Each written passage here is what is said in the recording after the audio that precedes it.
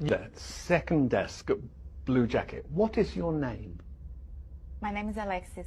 Alexis, please leave my lecture room. I don't want to see you at one of my lectures ever again. I don't understand. I am not going to ask a second time. Thank you.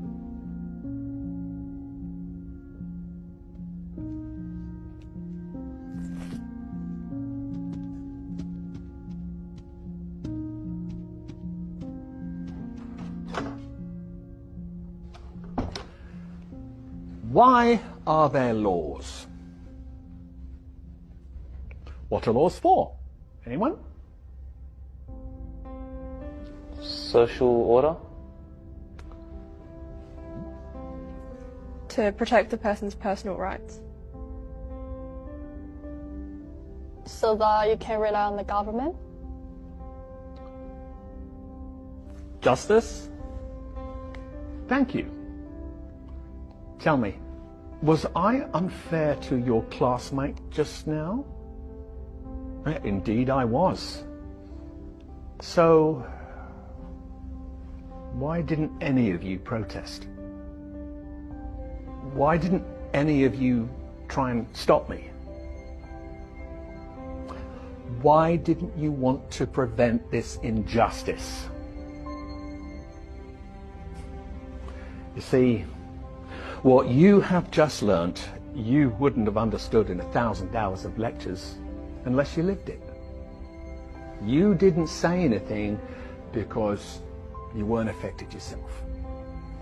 And this attitude speaks against you and against life. You think it doesn't concern you, so it's none of your business. Well, I'm here to say, if you don't help bring about justice, then one day you too may experience injustice, and there will be nobody there to stand before you. Truth and justice lives through us all, and we must fight for it. Because in life and work, I mean, we often live next to each other, but not with each other. We console ourselves that the problems of others are nothing to do with us, none of our business. And we go home glad at night that we're spared, but it's about standing up for each other. Every day an injustice happens in business, sport, or on the tram.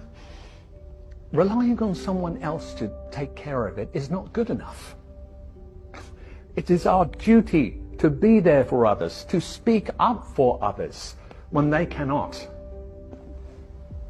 I am here to teach you the power of your voice. I want you to learn critical thinking to empower you to stand up for what is right, even if it means going against what everyone else is doing.